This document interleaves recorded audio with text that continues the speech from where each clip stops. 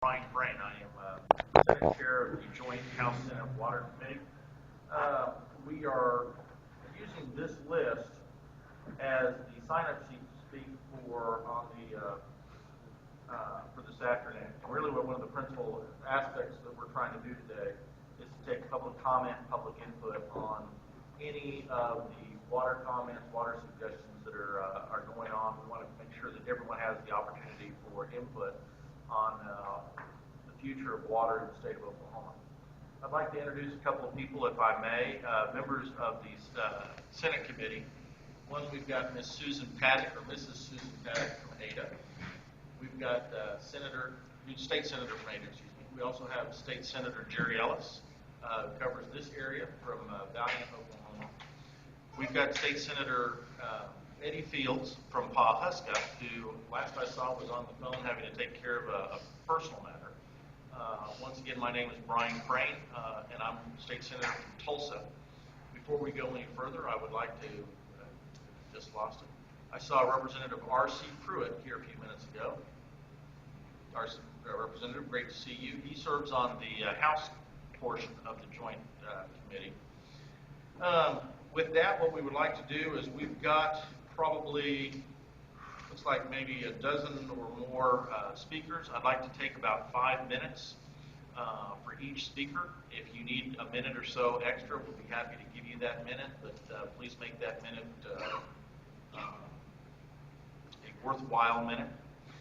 There are some names here that I don't know that I can read what you wrote, let alone pronounce, so if you see me stumbling, if you can help me, that'd be great. But we're first going to start with Pete Moran. Ms. Moran, would you like to lead off? Well, I would just like to say... Ms. Moran, I don't know that anyone can hear you from there. I want to come down there, I'll stand up. Okay.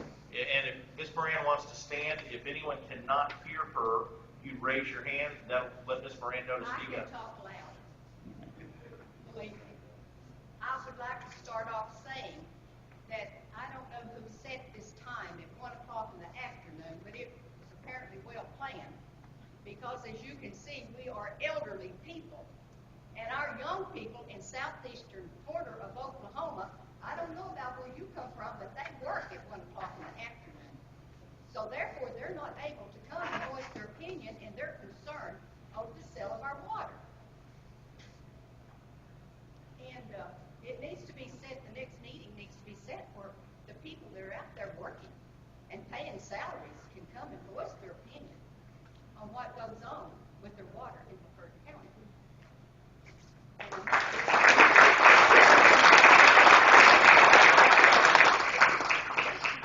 Actually, southeastern corner of Oklahoma, to most part of the state, are considered country bumpkins.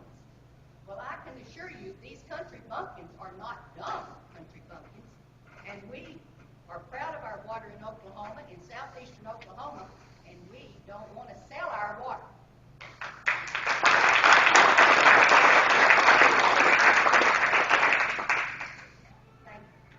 Thank you, Ms. Moran. Ms. Moran, I'm going to take the privilege here. Anybody that wants to write this name down as to who made the decision on when and where we were going to meet, I'm going to give you the guy's name right now. And if you want to, if you want to get with me afterwards, but the guy's name is Brian, B-R-I-A-N, Crain, C-R-A-I-N. He's a short, fat guy.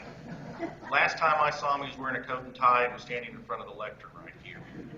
I was the person, just a moment, Ms. Moran, I'll respond. I was the one that made the decision on when we were going to hold this meeting.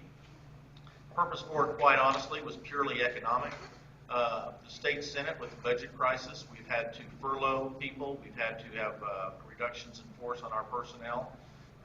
We can't afford to have our staff stay overnight. We don't feel it's proper to ask them to come down at 6:30, stay till 10, and then drive back in the middle of the night. We don't think that that's fair. We don't think that it's safe. So, from that aspect, the only time that we could have this was either the morning or the afternoon. We thought that it was probably better to have it in the afternoon. If anyone has a complaint with that, that's a complaint that they have with me. I certainly understand and sympathize with the concern that Ms. Moran voiced, and I've heard that from others. But there is no great conspiracy about this. It was my decision, and while some may not be satisfied with the reason, that's the reason we did it. With that said, Ms. Moran, did you have something you wanted to add? Yes, I do. Can you speak up? I just wanted you to know why. It's all elderly people here, or retired people here, most of them, and that the reason why we don't have young people that here at our meeting is because they are working. Okay.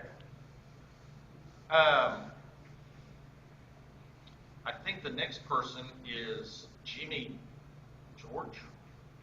Am I anywhere close, Mr. George?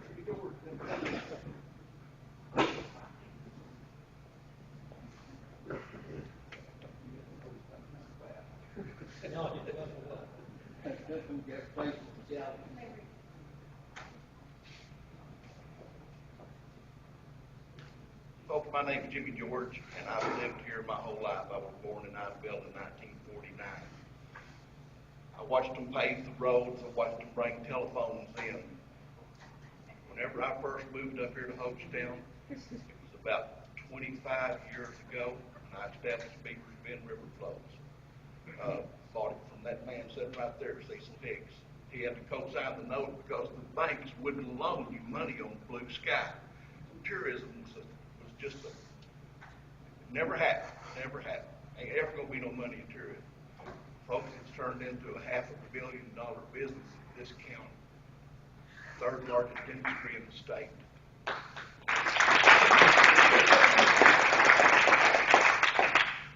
Thanks, it gave me time to get my breath. But I've watched land up here go from $500 an acre to $30,000 an acre. And it's because of the lake and the river. And the beauty part of the lake and the river is everybody's talking about selling or taking the water because it's excess and unused. We have the best of all situations here. We're selling the water to people that don't take a bit of it with them. We're selling them memories of our water. $500 million a year. Memories of the water. When the tourists come here, the one thing I hear more and more all the time, been here 25 years, folks, we drove by lakes a lot closer to our house to get to here because this is so beautiful.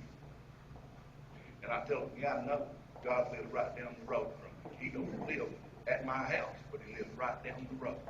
It's his summer house. This is where he goes to get away. And there are a lot of people from Texas that do the same thing. They come here to get away. And if this water disappears, one of the biggest industries in this county is finished. And we will not, I don't know what we'll do. This place is just dry and blow away. The forestry industry is shutting down and moving on to other places, getting smaller all the time. They shut down they shut down several places around here. There's a lot of them. But the tourist industry keeps growing. And they keep building houses. And we keep building. Hochtown grows every time you look up, there's a new business coming into town. And folks, that's what we need. We need an industry here. People say, well, the recession got us killed. No. The way the tourism industry works is this. If times are bad, we have the same number of people. We just have a better clientele of people. The people that would go to Colorado or Jamaica come here instead because it's closer, it's cheaper, and it's just as pretty. And we have everything that those other places do. And that's all I've got to say. People, we can't afford to be without water. And anybody that wants to take our water, the way they used to do it in the old days was if somebody stole your water, you went and rounded up all your buddies and loaded your guns and went and got your water back. We can't do that anymore. All we can do is sue.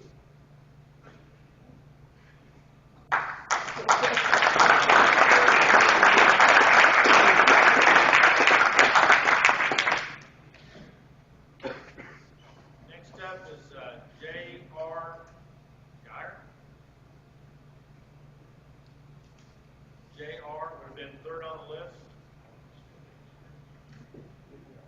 Okay. After that, we've got Miss Sissy Crusoe, Vice Chairwoman. And the only thing I found wrong about Ms. Crusoe is party of the week. Hello, Senator Crain and Senator Paddock. I want to welcome you to McCurtain County, my home county. And Senator Paddock, I voted for you. And I've been telling everybody I told you so when you didn't win your election. I'm not only here representing the Democratic Party of City 2, but I'm here representing my father, who passed away on August 12, 2011. Because if he was alive, he would be here today to tell you why we do not need to sell our water to Texas, nor should we even think about right now sending our water up north. It was right after I was born, my daddy built some of these reservoirs that some of you guys are fishing out of, swimming in. He built Broken Bow Lake with a crew of 50 people that I can probably name their names, but they're all passed away except for a few. When I look at Broken Bow Lake, I think about my dad. And this year when we experienced that drought, the water was extremely low to where it wasn't really safe for my nephew and nieces to water ski or enter to because we were afraid that something would happen to them.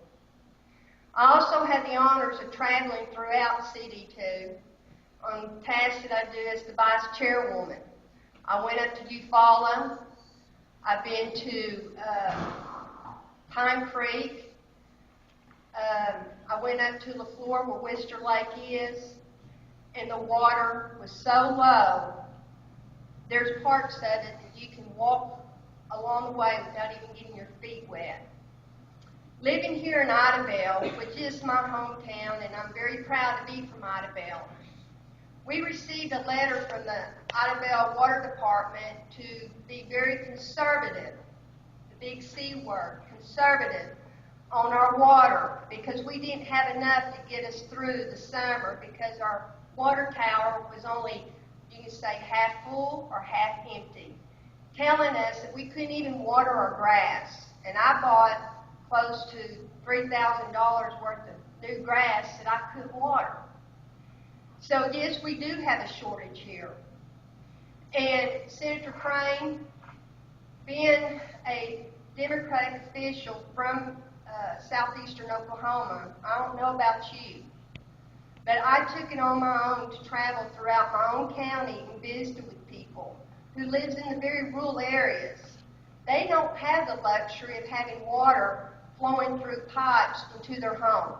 They're using bottled water or well water. And I don't know if you ever bathe in well water or try to cook with well water or even just splash your face with well water, but it smells like rotten eggs, sulfur. And when that stuff gets into your home smells. A terrible smell where you just want to go outside. It's worse than going to an outhouse. So when we're dealing with problems like this to where we have McCurtain County citizens that do not have clean, fresh water to drink, to bathe in, to cook, I would say 40%, Senator Crain, doesn't have that privilege, as most people do in the city limits of Idabel, Broken Bow, and Valiant. They're with the Rural Water Department. And I have a friend that spent $8,000 to have a water line to run to her home plus a meter. $8,000 just so she wouldn't have to bathe in sulfur water. So to get back to my father, it's a good thing that's me that's speaking to you and not him. Because he was in his 20s to where he broke a sweat. He came home with sore muscles because he's one of many Oklahomans who built reservoirs here in the state because his parents and his grandparents and great-grandparents experienced the Depression and Dust Bowl. And he did not want my generation to go through anything like that. So if Texas is wanting water, then those sorry Texans needs to do what us Oklahomans did. They need to go out there and break a sweat and get their own reservoirs built. And when it comes to Oklahoma City and Tulsa, well, I have family that lives up there, and I see all the fires that takes place up there. But before you take our water to be sent up there, we want a guarantee from our legislation that we will have economical growth right here in McCurtain County to where there are jobs. I mean real jobs. Jobs to where people will have a chance to make it at life. People say that we're a poverty county here. Well, yes, because when that right to work passed, hundreds of people were laid off from the different industries here in McCurtain County. And when they cannot find work, they're having to move off and get on welfare so they can keep their family going. We don't have anything but tourism now besides our schools, and now our schools are falling apart. So we have the tourism to fall back on, and if we go through a drought like we did in 2011, then there goes that business. So that's all I wanted to say, and as long as I can breathe and walk the walk and talk the talk, I will be opposed to the sale of water until we have jobs here in Southeast Oklahoma that we can be proud of. Thank you.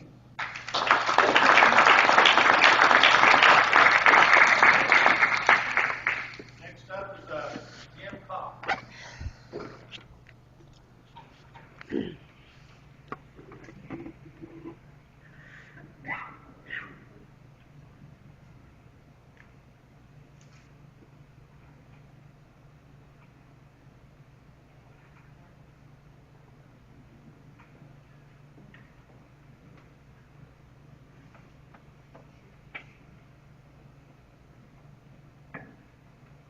My dad told me that, son, they're not making any more land. And I've grown to realize that. He didn't have to tell me they're not making any more water. That's evident. We have the same amount of water molecules that we had when this earth was formed. It's being used in different places.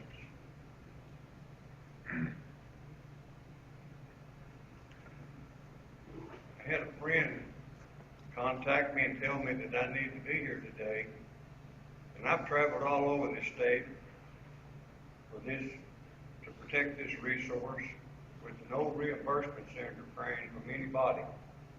So not to have a budget to pay people to come to meetings like this doesn't hold a whole lot of water with me.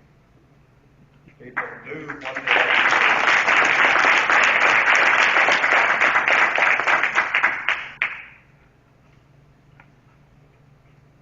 Back around the turn of the century, a lot of the scientists were telling us that soil was an endless resource. Well, we've heard that same kind of talk about our water. If you'll stop and look back at what happened in the Depression years in 1929, they found out that soil was not an endless resource. We had just mismanaged it. But the same thing can happen to us with water. I hear this talk about water being the new oil. I really wanted to bring a cup of oil today and see if anybody want to take a drink of it. Because water is life. It sustains life. It's the source of all life. It's not a commodity that we can market. It's a God-given right. You've heard about interbasin transfers. If you haven't heard enough about it, let me tell you what I do know about interbasin transfers. One, you take water from one basin and you transfer it to another. From everything that I've been able to read, that's an unhealthy thing for both basins. The donor basin, or the basin it's being taken from, dries up because this most precious resource is gone. The receiving basin, or I will call it the thieving basin, creates a false economy that cannot be maintained. When you look at Oklahoma City's economy right now, depending on such things as a professional basketball team, and when it's not playing, they're really worried.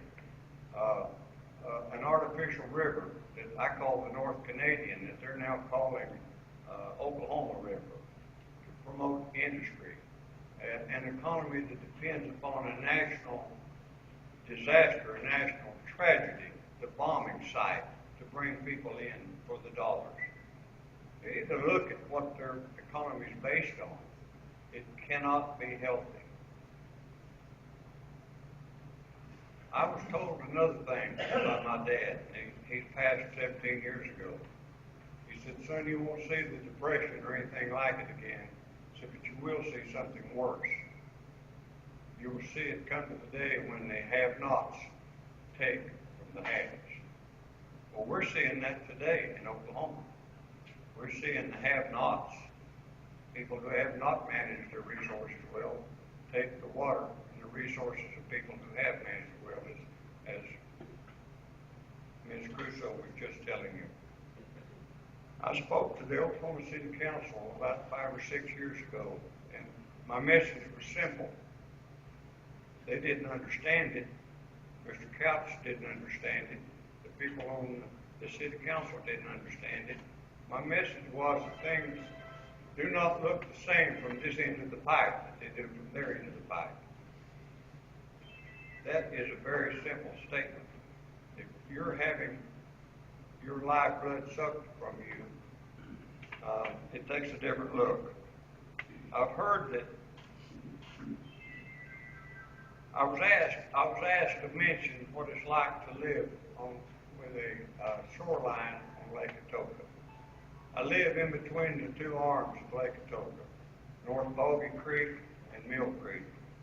And I can tell you just a real short version of what happened. Back in the mid-50s, Oklahoma City decided they needed water. They looked at the law called eminent domain. I don't think it would fly today because I see nothing eminent of Atoka and Cole County to Oklahoma City. But it did fly in those days. They got it done. A lot of graft, corruption was connected with it. They condemned. I have no shoreline. We're at least a quarter of a mile of water anywhere around the lake. Our fence line of property that joins them, when they condemned that property, they condemned it under the law that they said they would give it proper protection of the waterworks. That's why they had to get it so far back. They don't maintain their fence. They don't maintain their property line. Back in the early 2000s, there were 2 grand juries in Cole and Atoka County that found Oklahoma City guilty of creating a public nuisance. What became of it? Nothing. As long as we were looking at them like a bug under a glass, they send a few token patrol cars up that way now and then. Things look a lot different from the north end of the lake than they do from Main Street of Atoka because we think differently and we act differently. Today, I can promise you that there is no patrolling, no policing of the area that they've condemned. They still are maintaining a public nuisance. There will be hunters and fishermen, thank you, sir, hunters and fishermen coming in on the backside of our property, cutting our fences that are allowed access to it by coming across Oklahoma City. They are not good neighbors. I had a son that spent 17 years in the state penitentiary. He took a life. He deserved to be there. While he was there at Joe Hart one year in the mid-1990s, he was in a cell where there was an attorney, from Oklahoma City by the name of Carol Gregg, who was convicted of certain crimes having to do with sex with a minor child. It was a client's minor child and the videotaping of that child that he was doing crime time for. He told them, in order to impress these prisoners of his prowess in the law and his understanding of the law, that his first job out of Oklahoma City Law School was working for the city of Oklahoma City down in Cole and Atoka County and screwing those old dirt farmers out of their land. It come pretty close to the truth. Needless to say, he got a pretty strong reprimand from one of these men's grandsons. But it's still going on today. They've taken the land off of our tax rolls. They pay nothing for our children, education, and it's a one-way street. And I've got to say one other thing, and I'm going to sit down, Senator Crain. It has been said that some will rob you with a gun. Others will rob you with a pen. And I think that's what the Oklahoma Comprehensive Water Plan attempts to do. Thank you very much.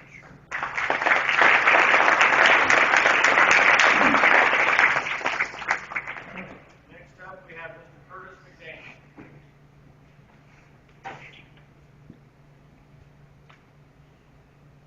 Good afternoon. I'm Curtis McDaniel. I'm presently the high school principal at Smithfield, also the Democratic nominee for the House of Representatives here in District 1. The issue that I would like to address specifically is the non-consumptive use in the study that was done. If my information is correct, we only studied about 16% of the water here in the state. My question to you would be, if we were to study 16% of your personal household expenses, and then took 10% of that as an overage, then would we gamble the remainder of that on a lifelong expenditure that we could never get back? And that's exactly what we're doing here with the study that we have before us. It's a great beginning. It's a good place to start, but I think more research needs to be done. The end stream that goes on, the studies that's there, there's not near enough flow meters out there. You only study 16% of the rivers that are here. We studied one aquifer, and there are others. We need to do more research before we decide we want to do something with our water. It's a precious lifeblood here in McCurtain County. It needs to stay in McCurtain County. I know others have taken more time. My position is that we keep it here, and I'll give someone else the rest of my time here. Thank you.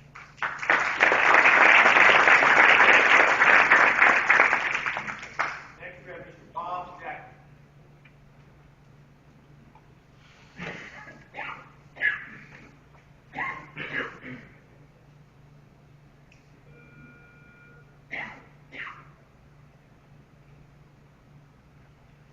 Senator Crain, Senator Field, Senator Ellis, Paddock. Ladies and gentlemen, my name is Bob Jackman. I'm a geologist from Tulsa. Why am I here? Well, I've got relatives above ground and below ground in southeast Oklahoma. I've been called in a number of water issues because I use my science. I've been a professional geologist for so many years, I hate to tell you. I'm going to start off with some house cleaning first. Senator Crain, we had a meeting several months ago this summer over at Broken Bow. A rumor came out of that one of your relatives was bragging that he had a large tract of land down south of here where the Mountain Fork and Little River meet, and the Texans were interested in buying that from your relative. He was going to make a large amount of money. It's a place where there would be a pumping station to pump water to Texas. This is secondhand information, but what that promotes or prompts me to do is to ask this group here and to go ask your committee, both House and Senate, because we have heard so many rumors like this. This may not be a valid rumor, but I've heard so many through the years that I'm making a suggestion that your committees have all of its members sign a pledge that neither they nor their family will ever profit from the sale of water from southeast Oklahoma to Texas or to any profit made of moving water out of the basin of origin.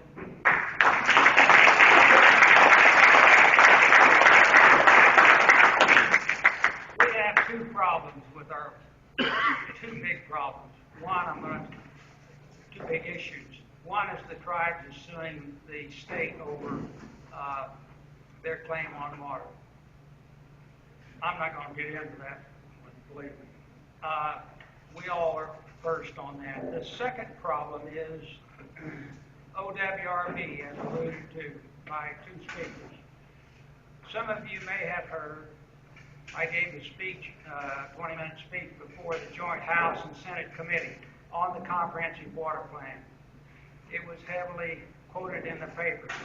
I don't have time to get into all the details, but I basically said it was a $16 million limit, and I have the evidence to prove it as a scientist.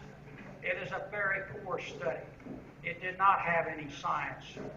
Why did it leave recreation and tourism out? That's inexcusable. I'll tell you why, because that left more water down here to sell to Texas or to move to Oklahoma City. But the point I want to make is I offered to any of the House and Senate members on that committee, come and see me. I'll go over the evidence. I don't make strong allegations without strong backing. I said I will back every allegation I made, and these are strong ones. They're so strong that I invited them to go see the federal justice authorities to investigate the comprehensive water plan. It smells legally. It does not pass not only a smell test, but it has broken one U.S. statute. I invited the people to call me. Not a single one has called me to ask for the evidence. Why? Do they want to sweep this thing under the rug? Or do they want to keep from telling you what I found out? There isn't surplus water down here. You want the name of an assistant attorney general in Arkansas, his name and phone number? Call him. Where does this water go? It goes to Arkansas and Louisiana. If we sell water to Texas out of this area, you're buying into a major lawsuit, a double-barrel one from Arkansas and Louisiana. I've been a big critic of OWRB, and the reason we're here is because everything is based on political power, special interest, rather than science. Would you run a hospital without any doctors?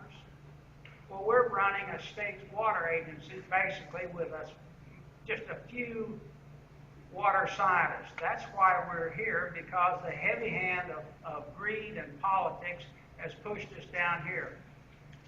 Oklahoma City has another source of water. Where are they wanting Sardis? Texas has another source. It's a big dam site called Marvin Nichols. Why are they coming here? Because for a couple of $1 million in contributions, they can come down here and get water cheaper.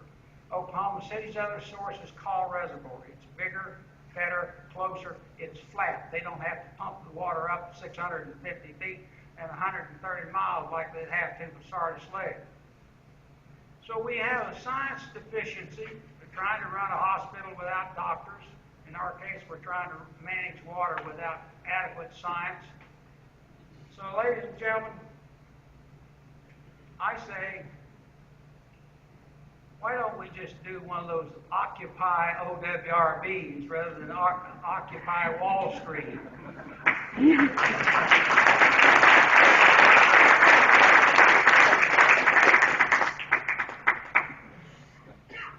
Let me tell you how I have used the word corruption a couple of times, and people have come and clue. 2 minutes, or you have to say 2 more words. Thank you, Senator. The only senators and the only representatives that have asked me to say, all right, Mr. Jackman, you're a geologist, let me see your facts and figures and your details, and that you're so critical about the modeling of the comprehensive water plan. The only 2, and I've made the honor.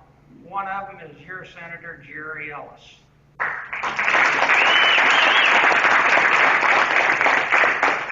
other one is the veterinarian from McAllister, Representative Renninger. They're the only ones that said, okay, show me the details.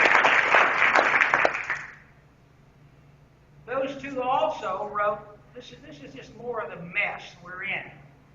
Why we're here at 1 o'clock in the afternoon. We shouldn't be here. If the state was running its water management right and honest, we wouldn't be here, but they're not. Senator Ellis and Representative Renninger wrote the Attorney General of the state of Oklahoma back in April saying, please look at the Oklahoma Comprehensive Water Plan to see if it is valid or if it is null and void. What they were wanting him to do was make an opinion. He won't do it. Why?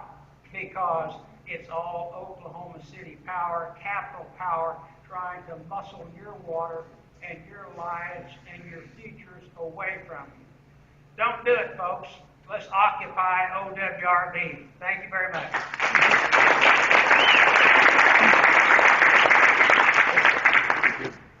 Next up is Ms. Gail Crater.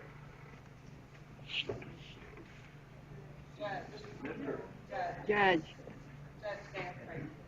Well, I apologize.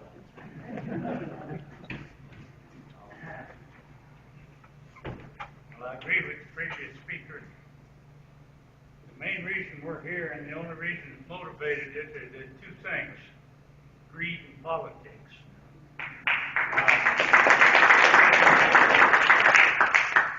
I know that don't increase my popularity, but it's the fact. The thing is, we got greed, which is after the money. We got the others who want to protect something else. We have politics because they want to be reelected, and the opposing politics who want somebody else elected. We stand here and we talk about water and sale of it. I don't know of any, and I spent quite a while researching it 40 years ago, of a water contract that worked. It doesn't take a long memory or a long life to remember that the city of Hobbs, New Mexico sold Texas water. When they couldn't provide the water, Texas sued them and got a money judgment. They didn't have the water enough to run their city. But nevertheless, they were committed to a contract. I usually refer back to Boulder Dam or Hoover Dam, whichever you want to call it, because on that, 7 states agreed, 7 legislators agreed, 7 attorney generals agreed, and they agreed and they went in and built the dam. And at least until 10 years ago, there was not a period that there wasn't at least 2 lawsuits pending over water rights out of Colorado River. And that's basically what you buy here, is a continuous lawsuit or a continuous battle.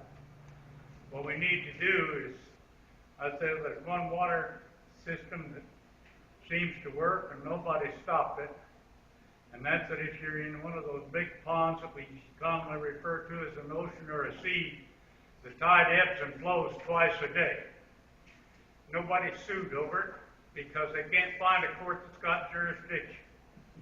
But I suggest we leave the control of the water to the power that made it. Thank you.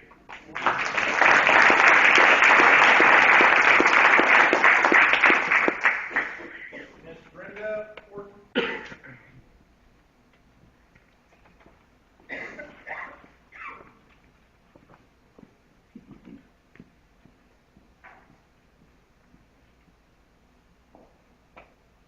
Well, I'd first of all like to thank you, Senator Crain, and members of your committee for taking time to come down today. And know it's not the most convenient time of day, but thank you, sir, for at least considering our thoughts and our concerns and coming. And if you do come again, I'll bet that we could find tons of folks in this area who put you guys up overnight. So I want to commend you again for your work. It's a tough battle that you have ahead of you, trying to take into consideration everyone's feelings from throughout the state. Also want to commend the Water Resource Board. They worked very hard on this water plan, and this water plan in no way is ever intended to solve the issue of whether we sell our water. It does have within the plan the determinations of what is excess water, and I think we all agree that in our part of the state, the uses of our water may be different than other parts of the state. I serve on the Oklahoma Academy for State Goals. And our academy sponsored the town hall meeting on water last year or 09. Along with academy members, there were people from throughout the state who have served on different committees and different aspects with the Water Resource Board. And we all came together, and for 3 days we battled very tough questions about Oklahoma's water and its future And we also talked about ways of conserving water and how important that is to our state as a whole. I learned very quickly, within just a few hours, that academy, you take about 150 people and you divide them up into groups of 30 into 5 separate groups. And each of those groups, over a 3-day period, look at and discuss very specific questions about the topic at hand. And you have an attorney there who records your discussions, and as a group you come up with a decision that is then passed on. And at the end of that town hall meeting, all of those decisions are formed into one booklet, and some of that information was included in the water plan. I learned very quickly that issues about water and people's feelings about water vary greatly across our state. And as you all are aware, there's a lot of people from our state who have never even visited Southeast Oklahoma. So they don't understand what we have here, and they don't understand why we would be so protective of it. And people in western Oklahoma, they have groundwater rights to their water, and they're very well aware of what their rights are. And there's water that's permitted. But they're also very well aware that right now Oklahoma law says that we don't have any ownership of surface water rights. So in their minds, this is Oklahoma water that should be available for transfer to them if they need it. And right now that's how the law stands. So for us, the issue is to make sure that the current water plan does accurately reflect our needs for water here in Southeast Oklahoma. And it does not take into account the non-consumptive uses of water, the need for water for recreation, the need for us to keep those lake levels high enough so that we can have access to boat ramps from every part of our lake, the need for Pine Creek Lake to be able to stay at normal levels so that our plant and Valiant can be able to operate. It also doesn't take into account, just recently heard from DJ Womack at Forster, who is here today, and at the Oklahomans for Responsible Water Policy meeting just last month, she gave a wonderful presentation on the forestry uses of our water, and I would love for you, your committee, to be able to get a copy of her PowerPoint presentation. But it was an eye-opener even to me from Southeast Oklahoma to learn that one oak tree uses 320 gallons of water a day. I could take that from her presentation. Also, she talked about the difference in land management and how that changes the amount of water that is available. And just enormous amounts of water that are needed to keep our forests green. And if you drive up north right now, you can see the effects of this last year's drought on our forest and the economic impact that that will have on our forestry companies here in McCurtain County. So I would just ask you, please, as you're traversing the state, to remember that, yes, we do have a need for water in our area that's not included in the water plan, and that is the non-consumptive uses of water for recreation. It is a vitally important part of our economy. And we'd also like you to consider maybe some more stream gauges to determine more effectively the actual flows within our streams here in Southeast Oklahoma, because we do know as quickly as it comes, it does leave here. So thank you all again for coming.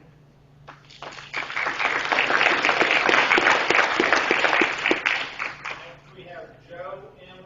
Silk.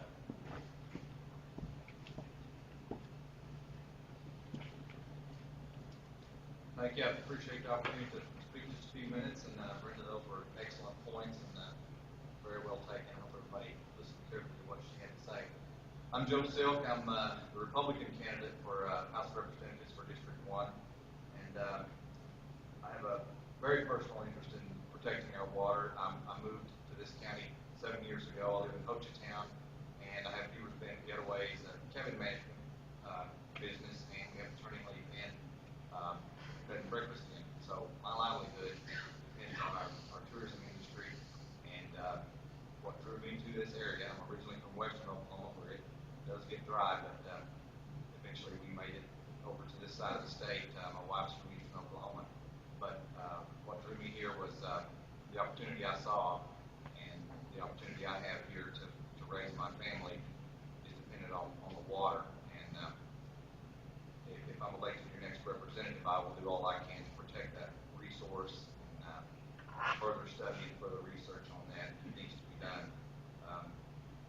As a result of us having a great tourism industry here based on that water, I've been able to see my family move here. One of my sons got out of the Coast Guard, and he now works for me. My son-in-law now from Arizona that moved here, builds cabins.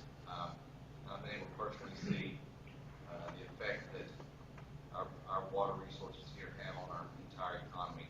I just appreciate the opportunity to be able to study this further and help protect our water. Thank you.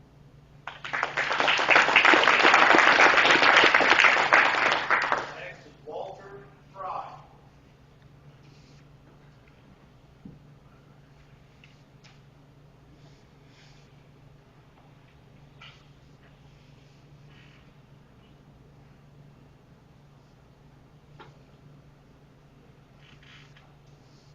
Senators, thank you very much for coming down here. We appreciate you. Glad everybody came out. You're going to hear a little different viewpoint now. Some of us think we have plenty of water. Specifically, but I have to kind of narrow that down a little bit. Number one, the only water I'm talking about is the water that flows out of Oklahoma in the Little River. And it goes to Arkansas, and it is sold from Arkansas to Texarkana, Texas, and it is sold from Arkansas to Domtar Industries and whatever they want to use. So the only water I'm going to talk about is what we're done with. We've water skied it, we've canoed it, we've fished those trout out of there. We saw it from the cabins. We're done with it. It's going across the state line, never to be seen again. That's what I'm talking. And you say, well, there isn't any water. I saw Cherry Ellis, Senator Ellis, kneeling in the middle of the upper mountain fort. And there wasn't any water in it. If Senator Ellis had gone down to the state line and kneeled in the mountain fort, he wouldn't be here today. He would have drowned. So, let's not be all emotional. Let's look at the facts. Facts are. And this was a dry year. We all agree on that. In June, there was a water release from Broken Bow Lake that flows into Mountain Fork River, into Little River, of 64 million gallons on the lowest flow day. Let's go on to July. The lowest flow day was 61 million gallons. You don't have to write those down. I'll give you a copy of that because I'm proud of this. In August, the lowest flow day, 58, almost 59 million gallons. Okay, in September, 57 million gallons. That was the lowest flow day. When you take it all together, from June through September, 167 billion with a B, 546 million gallons flowed down that stream. I don't need a water gauge upstream to measure that. The Corps of Engineers measures that. If you go on the Corps of Engineers website, they will give you all these numbers. So we do have water. And 167 billion gallons is a lot of water. Okay. When the Texans talked to McCurtain County, they wanted to buy 10% of that river flow. And you say, well, Arkansas is going to sue us. Texas is going to sue us. The Choctaws are going to sue us. Everybody's going to sue us. There's a 4-state compact that all of those entities signed.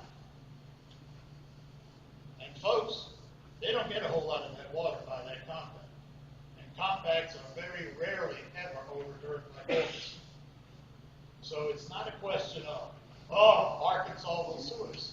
Of course selling our water right now because we're giving it to them for free. Okay, so we got water. Number two, the most important thing for us that I would like you to consider is number one, if any water is sold, please send us at least most of the money here. We need it. We have bad roads. We need more infrastructure other than roads. So most of the money should come here. And don't tell us, well, it's a 15 county area that drains. Hey, we don't get any of the gas money from Wilburton. Why should we send the water money from McCurtain County to Wilburton? So one, please, get the money to us. I can do it in 2 more minutes. Okay, number two, if there's a water line goes through this county, please let McCurtain County Industries use that water line. Let us use that water line to recruit industry at no charge to us. Because if we had the water where we have all the other infrastructure, we can recruit more industry. And that's kind of a neat thing. Those are the 2 biggies. Thank you.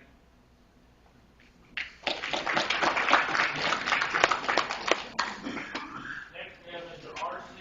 Drew, actually Representative R.C. Drew.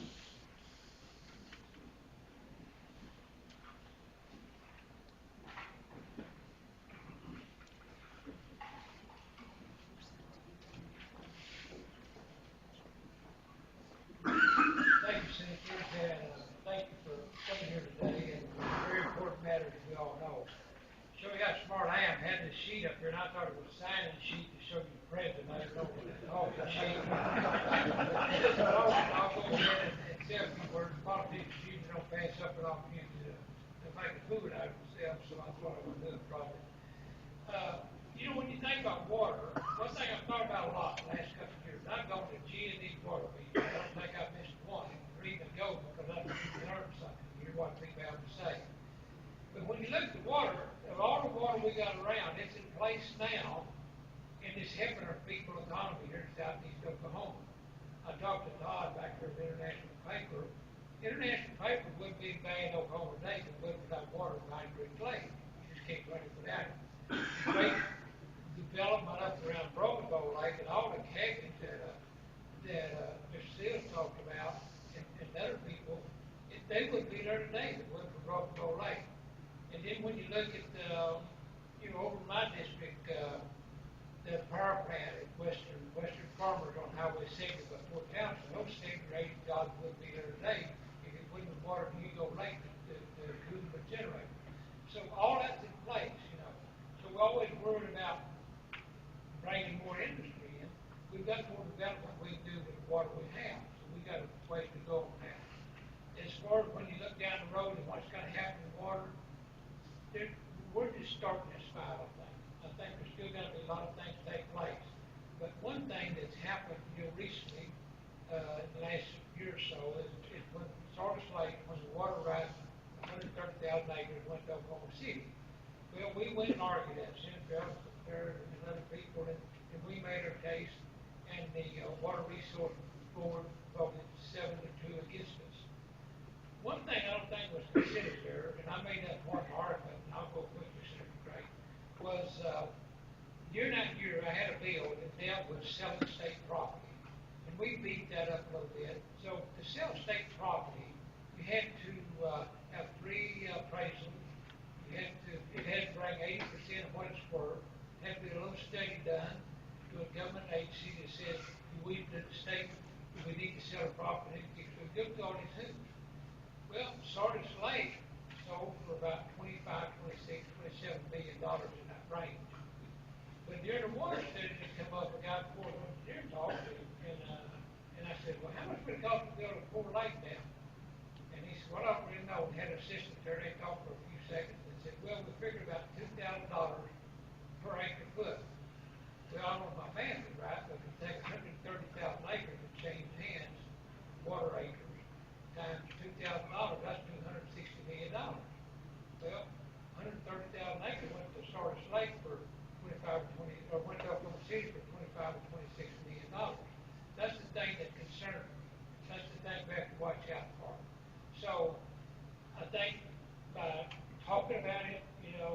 do the same thing time and time again. I've heard everybody's argument here once before, but every time there's always something new comes up. In closing, I was talking about meetings. I'll say one, when I talked to our friend, told me one time we'd have a meeting. He said, Fred said, my ancestors used to have have rain dances to make it rain. He said, it never made it rain, but it made the Indians feel better. So maybe we'll do something that just feel a bit better. Maybe we'll make some progress on this. Thanks, man.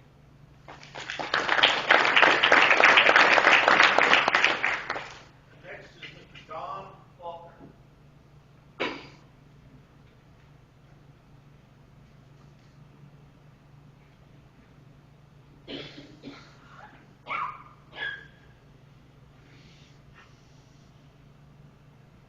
First of all, if you don't mind, I'm going to turn this podium toward the people that are going to make the decision. We're on trial here today, people. The future of Southeastern Oklahoma is on trial. This is our jury. These people right here, the people at the legislature, will be the ones to decide our future. And yet, how are they going to decide that? Well, we talked about the water board coming up with this study. One to introduce J.D. Strong. He's here today with us. He's the head of the executive director of the Water Resources Board. So you need to talk to him after this meeting, express the concerns to him too. But during this study, I've heard it said that we went around the state and we listened to the people. But I'll tell you, that's not necessarily true. Yeah, you did have the meetings around the state, but you did not listen to the people. At the regional meeting in McAllister, there were several of us there. And we broke off in our focus groups, and we came back and said, here's what we're concerned about. Oh, we're not going to put that in study. That's what the facilitator told us at these studies. So how can we have a comprehensive water plan when you didn't listen to the people? I agree with Bob Jackman here when he says you had a focus already established to sell the water. Now, I want to talk to you a little bit about economic development of the water. Oklahoma City wants our water. Why do they want it? This young man here said, we got plenty of water. Why do you think they want the water? They want it to create industry, to create jobs. They don't want it to drink. Now, if we send that water down to Texas like you're advocating to get a little money off of it, where do we have water to create jobs with? We don't. So why do we need more money if we don't have any jobs? We don't have any people here because they moved to Dallas and Oklahoma City for their jobs. So tell me why we want to sell our water and sell our future somewhere else. I think you're wrong. Amen.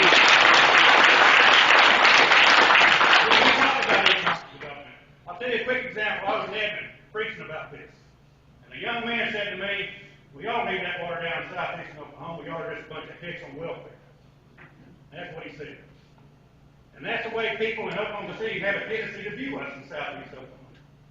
And yeah, we do have a higher percentage of unemployment. We do have more people on public assistance. If you say you're short on your budgets, what better way to get more money in the state coffers than to help us utilize this one resource that we have to create jobs and get these people off public assistance?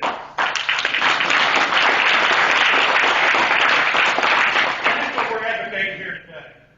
Keep our water here to create these jobs so we are not on public assistance, so the state has more money to use on the roads and on the schools and on other things. Oklahoma City, they don't want this water to drink. I think you mentioned something about a picture of Jerry Ellis and Reniker. They were actually the Communist River on June the 27th, and the river was dry. That same day, I was in Oklahoma City, and I took pictures of water running down the street, running into the gutter, because the people in Nichols Hills think they deserve a green yard. They think they deserve pretty flowers at the expense of people in southeast Oklahoma. Oklahoma City has 7 lakes and an aquifer